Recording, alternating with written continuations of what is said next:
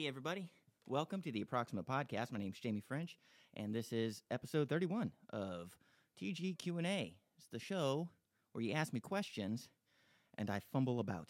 How's everybody doing tonight? We are here on YouTube, as per usual, and we're going to let the chat room populate a little bit. And it is Mother's Day. Happy Mother's Day, everybody. If you're a mother, do you feel like one? You feel like a mother, God damn it. Your one day of appreciation. Did you call your mom? I called my mom. She's a super lady. Do you got a super lady as a mom? I do. And I should call her more often than once a year. I kid. I call my mom all the time. And you should call yours all the time. If you live with your mother and it's just another boring day, fuck that noise. You go up, you grab that cunt, and you squeeze her real tight. And you say, I love you, Mom. And that's what you do. It's fucking Mother's Day. At least for another few hours here in Central Time. Okay, so stuff that's going on while we're waiting for the room to... We got, 3 people in the room right now? This is fantastic. News, anything? Not much. I've been doing pretty well. We're coming in just under the wire for the weekend. I mean, these shows are supposed to happen on Friday, ideally. And I was almost about to let this one go. A big old case of the lazies almost fucking took this show over. But here we are, made it happen, and I think it's going swimmingly. How about you? This is great. Shoot me. All right, here we go. So yeah, not a whole lot going on. I mean, I've been feeling well. I hope you've been feeling well. This whole sobriety kick is fucking amazing. I'm in good spirits and getting a lot of shit done, and having a lot of fun doing it. So, enough about me. Jesus Christ, I'm boring myself to tears. So I had longtime listener, longtime caller, friend of the best friend of the show. I should just point that out. Best friend of the show, Evelyn. I think our buddy Red Fox comes in at a tie or a close second. Red Fox, I can't pick favorites. You and Evelyn, you guys are good buddies for the show.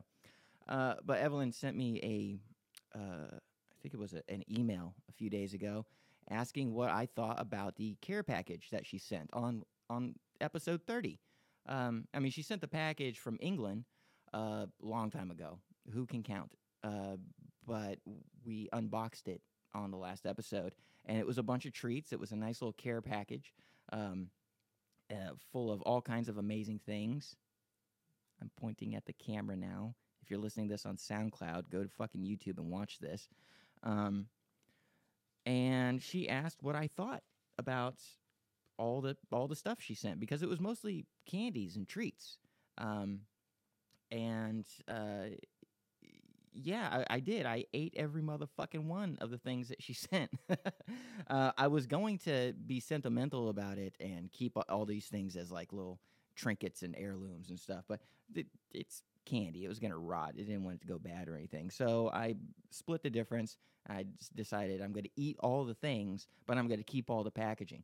And she was wondering what I thought about these things that she sent.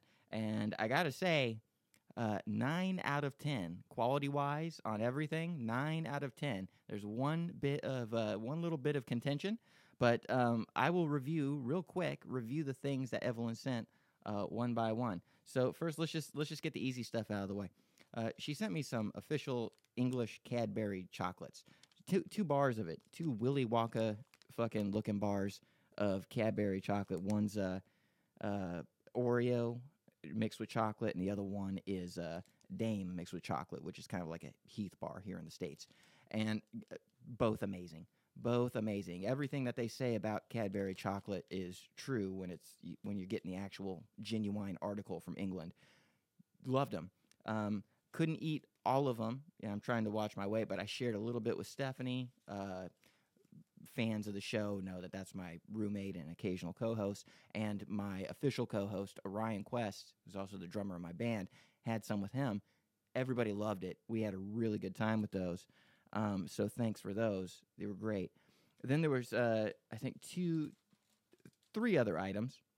There was a thing called another like batch of chocolate, and the most remarkable thing about this, and I can't find the packaging. I know I have it somewhere, but they were called man-sized buttons. Man-sized buttons. The name alone is fucking amazing. But they were the equivalent of Hershey's chocolates here, like flattened out Hershey's Kisses, which they were fine. They were great. No problem there. Not too remarkable, but the name, man-sized buttons. Love them. Little round discs of chocolate that are man-sized and also buttons. Love those. Also, now we got some, we had some sweet stuff, but we also had some savory stuff that she sent. And this was a surprise favorite. It was the Monster Munch. I'm sure you can hear that. I'm holding up the packaging. And these were surprisingly good. I didn't know what to expect. I was warned in that they would be hot.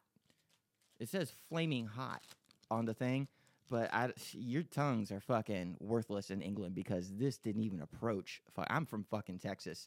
We eat peppers. We put fucking Tabasco sauce in our coffee just to start our day. This was nothing, but it was interesting because it had like a seafood kind of flavor to it, which wasn't overpowering and wasn't like the gross kind of seafood flavor.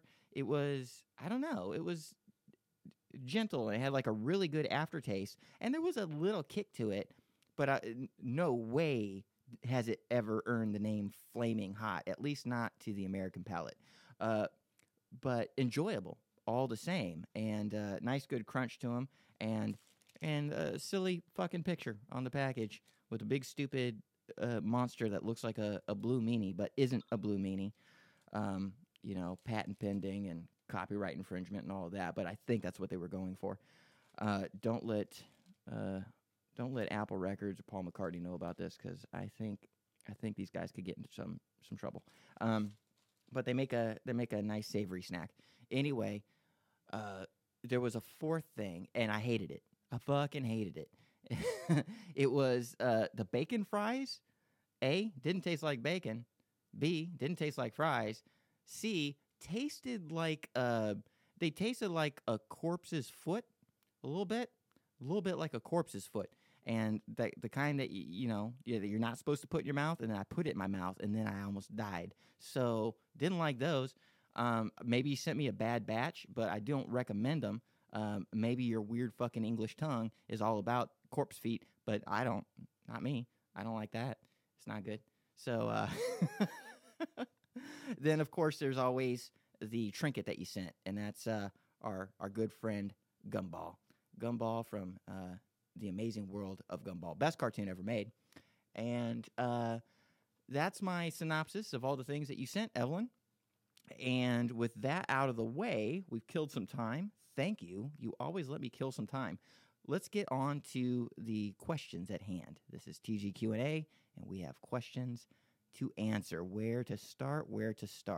Well, now that we're officially into the show, let me just address the chat room real quick. And who do we have here? We have Snake Girl Sarah says, "Hey, Jamie." Well, hey, Snake Girl, how you doing? We also have Dawn Heston. That's a name I'm familiar with. Hey, Dawn, how you doing? Hi from Iowa. Hi from Texas. And then, fucking Red Fox is in the room. Hi from next to Sarah. Oh, Jesus Christ. Hey, Fox, how you doing? Red Fox is a friend of the show, compatriot, a comrade. I'm on her show sometimes. She's on my show sometimes. It's a good deal.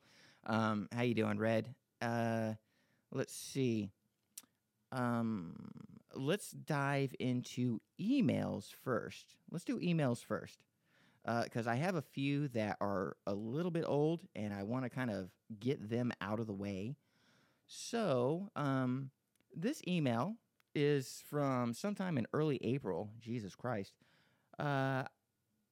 if I were to answer it in like personally, then it would be okay to address them by name, but they said I could use it on the podcast so long as they remain anonymous. So Anonymous asks, oh boy, and it's a doozy. It's a long one. Strap in, kids. Strap in. Hold on, let me take a drink of water here. Okay. Sorry if that sounded gross. Here we go. It says, hi, Jamie. I have been watching your videos for a while now. I'm sorry. I am a straight female and was introduced to your YouTube channel through a mutual friend. I was quickly a fan. Well, Jesus Christ. I knew we had one out there somewhere. To make a long story short, I have been dating a man since Thanksgiving, and early on, I heard he liked gay porn. Given my bisexual past, this did not bother me at all. He has slowly opened up to me about his interests, fantasy, if you will, with trans women. Oh boy, okay, here we go. Last night, he told me he wants me to use a strap-on with him. I'm cool with that. My question to you is, should I be concerned with his sexual preference, or do you think this is just part of a healthy sex life? I have never encountered this before with a sexual partner. Maybe most men have this fantasy, and out of fear of being labeled, do not tell their partner. By the way, I was really just looking for advice. You can use this on your show if you'd like. Hope to hear from you. And there you go. Okay, so there's a little bit to unpack there, but I think it's I don't think this is a problem at all. I don't think this is a big deal, especially given your background. You know, if I'm reading your question right, there's not too many ways to poke a dude in the butt. You know, it's I'm going somewhere with this. Hold on. Things tend to be phallic shaped, you know, because holes are, you know, biological holes way back there. They tend to conform to that specific shape. So when a guy asks you to do this thing that's very pleasurable to a guy, you know, there's all kinds of nerves and prostate glands and things happening back there that can be very, very pleasurable. It's very, I don't know, it's anything that you try to do back there can be seen as gay from like a visual level because everything's shaped like a dick, basically. So when your guy asks you to use a strap on, well, no, it doesn't mean he's gay. It just means he needs that part of his body paid attention to, and it just happens that the shape of the thing that pleasures that part of the body, you know, in a nice, good roundabout fashion, is fucking dick shaped. You should not take that into account. I mean, there's really no other kind of thing you could stick up his ass that's got. Well, there's all kinds of things, of course, but nothing that's really going to get the job done, like a dildo or another penis if he's gay. I wouldn't worry about it too much. I think you're fine. I think he's fine. And here's the thing. You don't need to talk to me about this. You need to talk to him about this because that's what being in a relationship is all about. Now, you're showing a high level of concern and appreciation towards the person that you're dating by asking for advice. But the kind of questions that you're asking should now be directed to your partner. And you guys need to have you guys need to open up to each other and have a conversation about this. And let it be weird and embarrassing and awkward at first. Guys, go through that together. Go through that first step of open communication about a taboo subject. Or it's a shame that it is taboo, but right now it could be seen as taboo. And together trip down that path to where you both are understanding that, oh, no, we were both being silly, worrying about this. Now we're at a point of honesty, and we could talk to each other like the way that we talk to ourselves when thinking about these issues. And it feels safe, and it feels fine. And that's where you want to be. the subject matter at hand is not the important thing. You guys will figure that out. You'll get there. This is an opportunity for you guys to become really close, kick-ass partners, to be real people in the face of other people, a real point of understanding. So how about you do that? How about don't worry about the preferences, don't worry about the gay, don't worry about the physical actions of the dildos and the things and the whatever it means. Use this as an opportunity to communicate. So I hope that answers your question there. That's the best I can do on such long notice. So now what we're going to do is we're going to go, wouldn't you know it, fucking Evelyn, saving the day again. And she's saving the day in advance because this is from April 22nd. Evelyn says she has four questions. Ah, geez. Okay. So Evelyn says, let's just start off with number one. I was playing a game with some friends where you needed to make up a film made up from words pulled at random. Mine was Pyro Porn Star, where a porn actor gets ripped off by a production company one time too many and goes on a petrol-fueled rampage, taking out everyone that wronged them. Would this be a film that you'd watch? Okay. Well, you basically just replaced Drew Barrymore with porn star in Firestarter. So it's a film I have watched, and I enjoyed it. It wasn't the best film in the world, but it tried, and it was okay. And I don't know, maybe if we updated Firestarter, switched out the 8-year-old Drew Barrymore part with the porn star, kind of maybe that could be interesting. It'd have to be done by deft hands, though, because it's the kind of idea that could easily be a trauma film. You'd want to give that to who would be good at that? The fucking, and I can't think of his name because I already got it. All right. Well, no, it's too silly of an idea. It's the guy that did fucking Fight Club. And the girl with the dragon tattoo and a bunch of other amazing films. And I can't think of his name right off the top of my head. Room, can you help me out? What's the name of the guy, of the director that did the girl with the dragon tattoo? Jesus Christ. Alien 3? Why can't I think of his name? Anyway, that should be the guy that does the film. But now I'm starting to feel like the premise might be too silly for him. I don't know.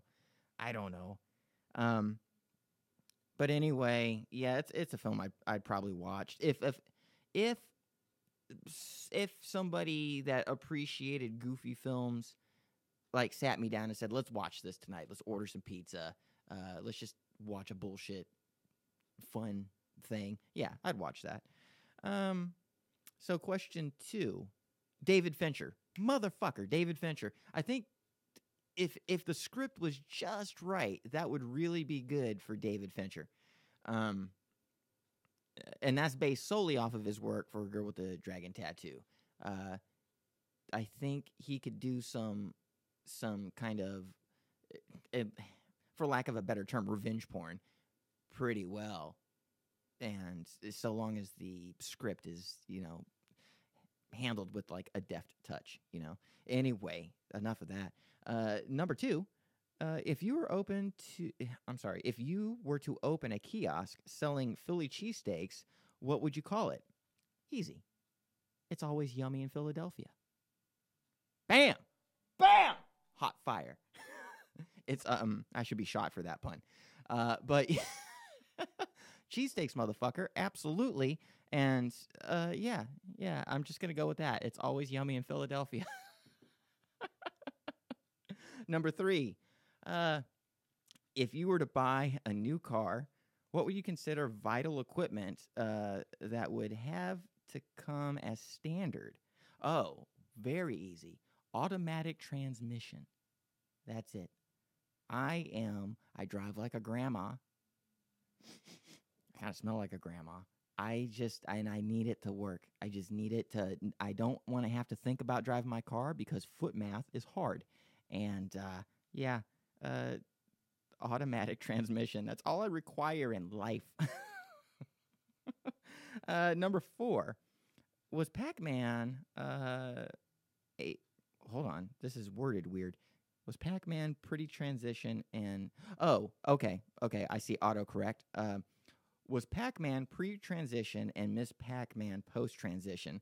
No, because they were married. Unless we were watching like a really weird kind of like Black Mirror episode this entire span of 40 years where they were actually one and the same person, and it was like this like weird kind of dual personality trip where Pac-Man or Miss Pac-Man happened to marry themselves. I don't know. But I no, I don't think so, because there's comic books and cartoons and video game sequels where they're obviously dating or married, and they, inhabit the same universe side by side. So I don't think one is the other. But interesting thought. I mean, I'm sure some asshole out there that's all weird probably made some fanfic about just that thing. So, Google that. I think that's all for emails right now.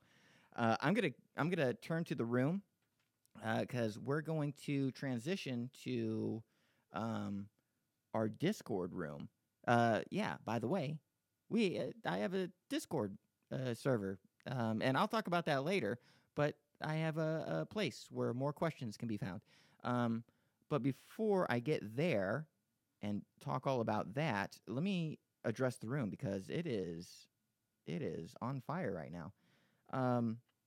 Okay, so we got a person named. Okay, hold on. I gotta start a little back up. Hey Jamie, this is from Kira J. Says, "Hey Jamie, looking beautiful. Thank you. You're incorrect, but I appreciate it all the same." Red Fox says, "Sarah is sad that you didn't recognize her. Also, check out the burner line." I would check out, and first of all, sorry, Sarah. I'm still learning everybody's name. I can't check the burner line right now because it is literally a burner line, and I gotta put some more minutes on it before I can check any of the texts that have been coming in. That's my fault. I'll get to that. Technical difficulty. That's what we'll chalk it up to. Then we have Mito Med says, "Greetings. How are you doing?" Oh, I'm doing just great, and welcome to the show. It's always good to see some fresh faces. Snowden says, "Hi, everyone." So everybody say hi to Snowden. We got a person named Slackboy1 says, "Don't talk to him about it. Stuff all of those feelings deep down inside you and never speak about them ever again. It's the only way to have a healthy relationship." I agree with that. I agree. Talking about the lady with the gay boyfriend. I agree. I think you stuff all of that way down. And then what happens is when you're on your deathbed and you're ready to go, you take all of that anger and you take out as many people as you can, bring them with you while, because you're dying. And so that's when you use all of that repression and anger and anxiety and confusion and dark thoughts and twisted ideas. And you take out the entire hospice. You just take them all out and bring them with you, So you kind of get like this like uber kill at the end of your life. That's what you do. So thanks. Was it Slackboy? Thanks, Slackboy, for that advice. I agree. Let's see. And Slackboy comes in, says, "David Fincher, thank you. Red Fox says, in reference to that director, was that the U.S. or Swedish version? It was the U.S. version. The Swedish version was done by Herschel Julstans. Mind the umlauts. Let's see. Slackboy says, "You could also let Oliver Stone have..." Fuck Oliver Stone. Hack. Fucking hack. I don't like no Oliver Stone. I got over that shit when I was fucking 20. Fucking hack. Just a bad filmmaker. Being contentious and being like a firebrand does not equal good filmmaking. Hype and having a fucking a weirdo personality does not mean you're a good filmmaker. It just means you fucking attract other idiots. I don't know what I'm saying. I'm getting lost here trying to read these things. But Oliver Stone can go fucking suck a big one. Let's see. Alex Tail says the Discord is a pretty chill place. Well, yeah, and we'll talk about that at the end of the show. And Kira J says, bless babe, how's the not drinking and smoking going? All the best. Hi, room. It's going really well, and I fucking love it. Now, I do honestly, I have a crutch, and it's been, I brought it up on previous episodes. I quit smoking cigarettes and tobacco products during Thanksgiving in November, and I'm trying to wean myself off of the nicotine by doing the vape. And it's working out pretty well. I mean, you don't really see me even hitting the vape too much during the episodes, and that's where I tend to hit it the most. So that's going really well. And the not drinking has just been amazing. There's a lot to unpack there because there's a lot of history behind it. And I keep threatening to do this, but I will have an episode eventually one day where I just talk about what it means to be an alcoholic, what it is to quit drinking, what it is to go through this incredibly long process of trying to quit drinking and recognizing your problems and then, drinking your problems away. All the weird little things that are a part of what it is to drink. I will try to have a decent episode about that at some point. Probably going to be a flagship show and not a TG Q&A. Anyway, let's get back to... okay, yeah. I think that ends it for the room for now. So let me use this pause as an opportunity to get to our Discord room. I have a TG Q&A channel in my Discord server, and some people have asked some questions. So let's go ahead and see what we can answer. So, a user called The Dude, member of the server, says, what work would you be doing if you weren't making porn? They also say, have you ever tripped on something in public around a ton of people? Okay, well, what would I be doing if I wasn't doing porn? Geez. Okay, well, honestly... I mean, I'm ambitious enough to where I still would have been doing something that related to entertainment. It's just that I would have a day job on the side while trying to do it. The whole reason I got into porn was because it was a way to live a fantastical dream that also guaranteed a way to get paid. Unlike being a musician, where that's a dream. To be able to be recognized and paid for your creative endeavors is that's a lottery ticket, But in porn, I saw that as viable. Like I could live this dream, but also still get paid because, and this is where I got to take aside and say that in many ways porn's a lottery ticket too, because not everybody is God, this is going to sound awful. This is just going to sound awful. But I just happened to come in just under the wire or just over it, whatever, where people would be willing to pay to see pictures and moving pictures of me. At least to some degree, at least to enough of a degree where I didn't have to work a day job and I could be my own boss. And so in that way, I am very fortunate. In that way, it has been a bit of a lottery ticket. But as soon as I saw that was an opportunity, I decided to jump the fuck on that boat. Why wouldn't you want to stay home all day and make money however you see fit, It's the parameters are simple. And the entry level into success is very the bar is very low as to what needs to be done in order to make a quote unquote career out of this. So yeah, jumped on that like fucking gangbusters, and that did make sense. But if that wasn't an option, if I was born physically different than what I am now, and I couldn't use it, or it wouldn't have occurred to me to use it, um, uh, then I probably would have spent a lot more time chasing music, and not even like the songwriting, being in a band, trying to be famous part, but I probably would have become a sound person, like in an actual club, like a real paying gig, at least a part-time paying gig.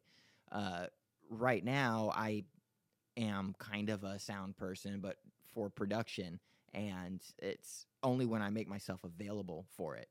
Um, but yeah, I mean that's what I'd do. I'd still somehow be in the arts, but I would probably also have to hold down a day job. I'd probably want to kill myself.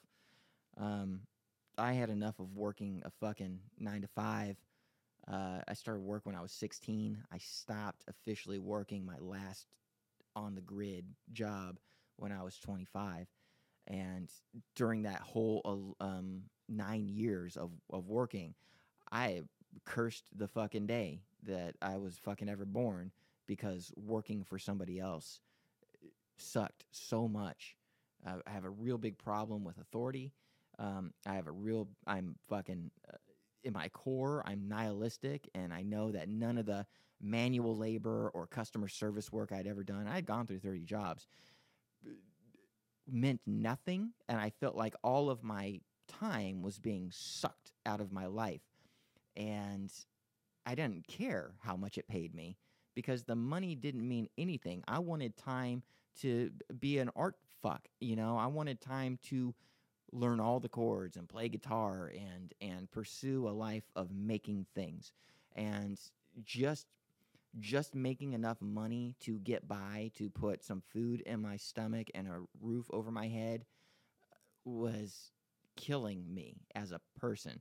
So anyway, the moment that I had an opportunity to jump ship, I fucking did. And I mean, it's been 13 years since I became a sex worker, and 12 years since I've entered into porn, and I haven't had to back out or hold a day job or a part-time job or go homeless in all that time. Now, I've made it by the skin of my teeth from time to time, but I'm meant to work this. I don't believe in destiny or fate or anything, but I'm literally built to do this, and so I have to pursue it and use all the opportunities that it creates to pursue all the other things that I love. And life is funky and weird, and I say that now, but I don't. That's the beautiful thing of having something like this, is that you don't know where the future can take you, but it's probably going to be pretty cool. I don't feel hopeless. I feel like life has opportunities. So I don't even like to imagine what else I would be doing if I wasn't doing this. I mean, fuck, dude, I get to hang out with you and take your questions and hopefully be entertaining and have a show. And I wasn't going to be able to do that without porn. Porn allowed me the time and the opportunity to do all these weird little things and make new friends and create new opportunities. And so, yeah, I don't fuck another job. It's not even worth fucking thinking about. But thank you for the question. That's awesome. Let's see if where are we at on time? 34 minutes already. Jesus Christ. My gums flap like a motherfucker. Let's see if there's another question in Discord I can answer before we move on to the Curious Cat questions. That's curiouscat.me/Jamie French. It's just a place where you can ask questions, and I can either answer them in real time or I can answer them on the show. I kind of use it as a dump for questions to use on the show when the weeks are thin. So let's see. We have Lucy CD Slut says, gotta love these names. How did you get into the foot fetish scene? I don't know that that I've ever been a part of a scene where foot fetish was the name of the game. If you're asking how I developed a foot fetish, I don't know. I've done some reading on it. Anybody that's wondering, I've kind of made a name for myself in my early days of porn, actually early to mid days in porn, of showcasing a lot of foot fetish work. And that was by design, because it was a thing I'm really into. And if you're going to shoot porn, you should shoot things that you're really into. It helps sell the scene. Anything that you're enjoying is, that's the thing that's worth paying for, because you're transferring that information to a wide audience. And so you can looks like somebody's knocking on the door. Stephanie, this is screwing up my show, so let's go ahead and see if I can make something out of this. Go ahead, answer. Hey, what's up? How are you doing? You go. Oh, this is fantastic. So what we're doing is we're witnessing a pizza delivery here during the podcast. This is fantastic. There you go. Thank you. No problemo. Did you want to keep your copy of that receipt? I hope you guys can hear all this.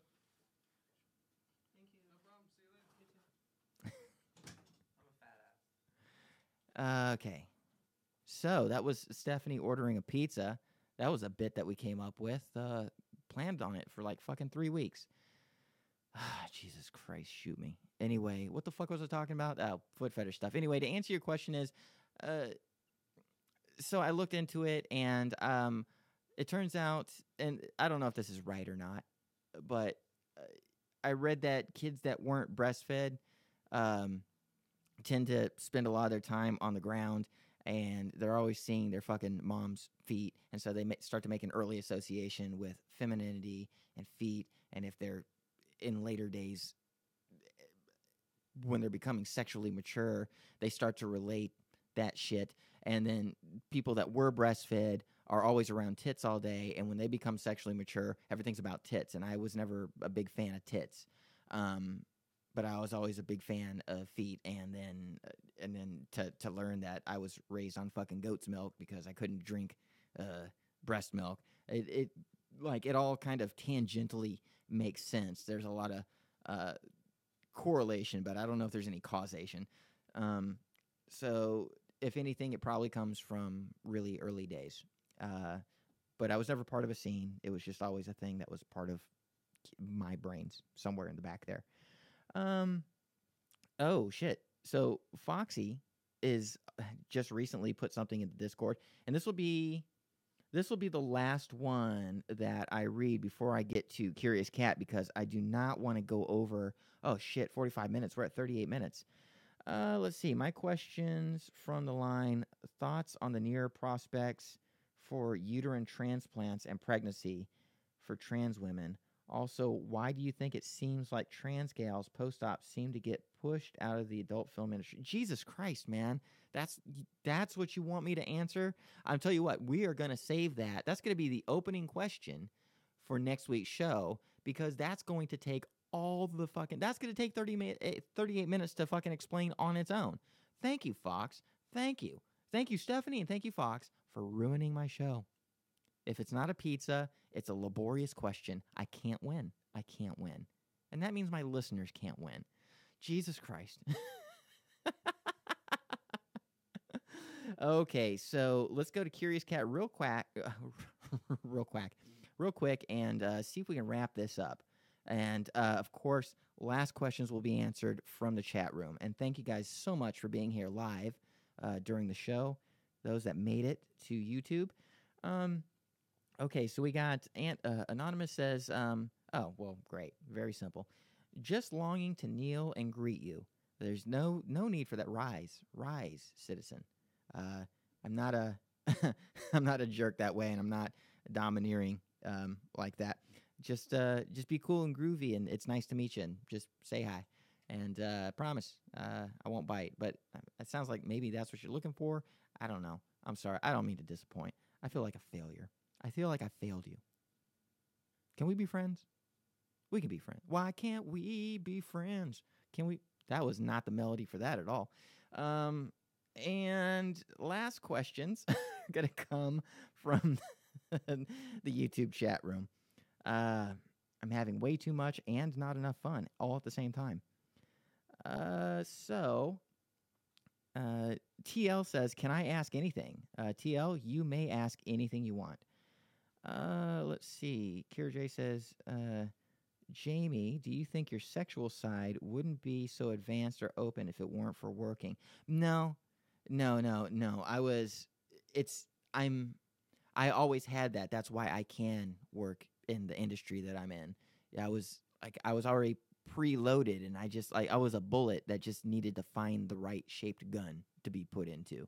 You know, the industry didn't affect me. I was purpose made or purposed, developed for an industry like this. Let's see. I mean that makes it sound like somebody was like, well, it makes it sound like I believe in God or something. It's not. It's just that I just happen to have all the right flavors in place, all the right locking mechanisms lined up, and it made sense that there would be a business for somebody like me. You know, I just fit it. Now, how successful I am at it is a whole other case, but I definitely fit it, and I've, done as well as I'm predisposed to do in this business. So let's get a couple more before I play you guys out with a song, because we are at that fucking golden mark. We're at the 41, 42 minute mark. That's awesome. Red Fox says, great joke, best timing. Thank you. I hope you were talking about me. I don't remember telling any jokes, but I trust your opinion. Red Fox says, Sarah said, will you know my name? It's taken me years to learn. It's taken me 2 years to learn Evelyn's name correctly without calling her something else. So no guarantees. Kira J says, cool. Thank you for answering. Anytime. And with that, I really appreciate you guys' questions. And we can talk about anything. You can ask anything you want. I love that you're here. And so let me wrap up the show by telling you that I have a Discord server and that you should go join it. It's been blowing up. We're almost at 300 members right now, and it's really just a cool place to hang out. It's the Jamie French server, so there's a lot of shit about me, but my ability to be interesting is finite. So there's a lot of other rooms that we're building that's for y'all that has nothing to do with me, so that everybody has a chance to shine, a chance to speak, places where, within my server where you can make new friends, and it's fucking cool and groovy, and we try to make it as drama free as possible. It's just a cool place where everybody can get along and play nice and just have a good time and just talk to people and fucking relax. And I hope it keeps growing at the rate that it's growing, because it's been fucking awesome so far. So you can find a link to the Discord in the descriptions on this video. Please do visit it. Please do join. We are more than happy to have you, and everyone's welcome. And yeah, I guess that's it for now. So let me play us out with a song, and I don't know what the song's going to be, but it's going to start with a C, and then an A, and then an E, and then an A. And you know why? Because it's TGQ&A. All right, good night, everybody. We will see you next week, and I'll catch all of our server buddies at the Discord. All right, see you in a second. Bye.